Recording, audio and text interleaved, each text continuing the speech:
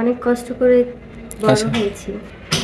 অনেক জায়গা থেকে বিয়ে আসে এখন, কিন্তু বিয়ে দেওয়ার সামর্থ্য নেই আমার মার।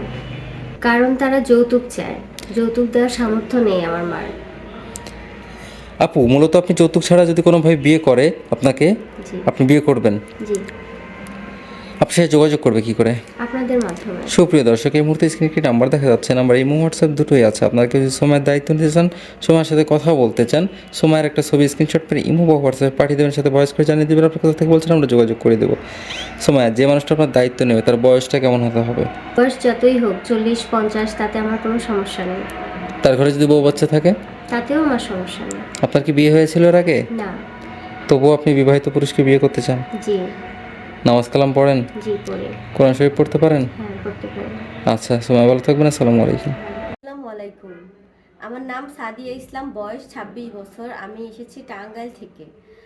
আমার বাবা মা কেউ নেই। আমার আগে বিয়ে হয়েছিল, ডিভোর্স হয়ে গেছে। আর আমাকে যদি কেউ বিয়ে করতে চান, অবশ্যই ভাইয়াদের সাথে যোগাযোগ করবেন। আমার ছোট ছোট কতগুলো বান্ধবী ছিল যারা আমার বয়সের থেকে কম, তাদের বিয়ে হয়ে গেছে কিংবা তাদের বাচ্চাও হয়েছে, কিন্তু এখন পর্যন্ত আমার বিয়ে হলো না। তো আমার কি বিয়ে হবে না? আমি কি দেখতে এতটাই অসুন্দর?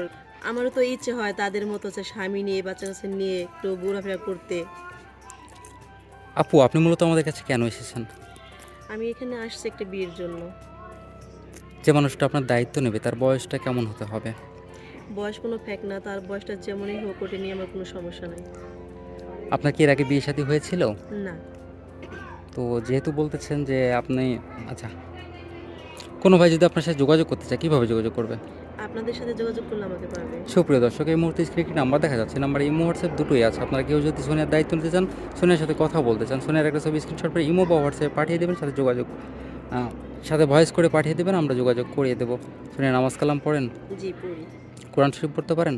হ্যাঁ, পড়ি। আচ্ছা সোনিয়া, ভালো থাকবেন। আসসালামু আলাইকুম।